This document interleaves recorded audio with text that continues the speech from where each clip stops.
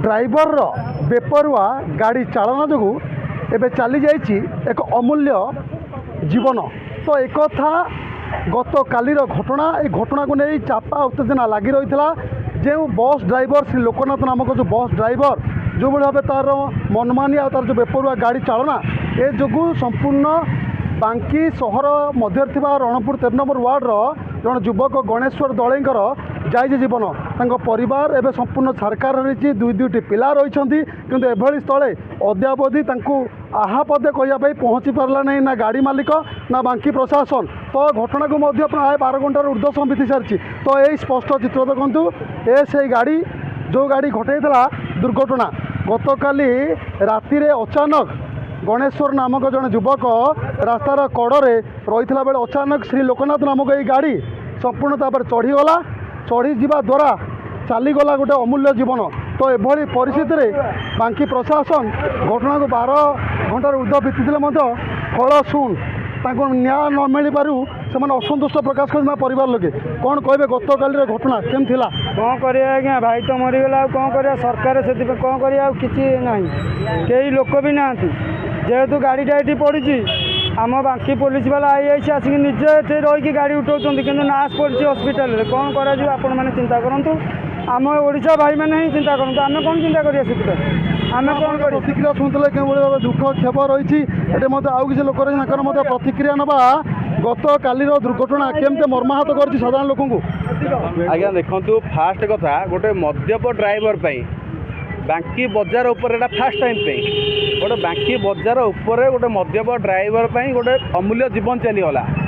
ता सहित 10-12 जन इंजर भी होती तेणुकर यहाँ निहाती पक्षे प्रशासन जाना दरकार। आपण आज रोड क्लीयर करना छोट रोड को हजार हजार गाड़ी बढ़ीगला रोड भी क्लीयर करना रोड उपर पार्किंग होची काली देखो गोटे जीवन जो चलीगला गोटे आम जो आम्बुलांस डकाला कि पुलिस प्रशासन डकाला कि जहाँ भी डकाला अध घंटा पर आसिक पहुँचले अध घंटा 45 मिनट पर पहुँचले तेणु से गोटे लोकर जीवन जो आम बजार उपर गोटे एक्सीडेंट है अध घंटा पर आसिक पहुँचती गोटे आम्बुलांस अध घंटा पर पहुँचती ताले आम क्या कथा जनइबा जाई क्या आम करवा। सबुठ बड़ कथा है आम महासंघ को ड्राइवर महासंघ को भी अनुरोध करूँ जो मैंने मद्यप ड्राइवर अच्छा से गोटे दृढ़ कार्यानुष्ठान से भी दिंतु। प्रतिक्रिया शुणुले साधारण लोक प्रतिक्रिया भाई रही जी मृतक भाई तो गत कालीर घटना आज को 12 घंटा बीती सारा केमती रही आपन को केम सहयोग मिलूँ प्रशासन स्तर में प्रशासन को सहयोग किसी मिलनी आमर भाई चली जाए तो सहजर किसी प्रशासन एपर्यंत देना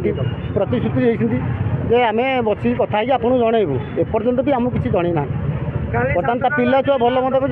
पिला बुड़ीगले छोट छोट पिला तार जेहेतु मोर मीडिया भाई मैंने गोटे अनुरोध करुँच तार छोट छोट पिला दुटा सी तो चलीगला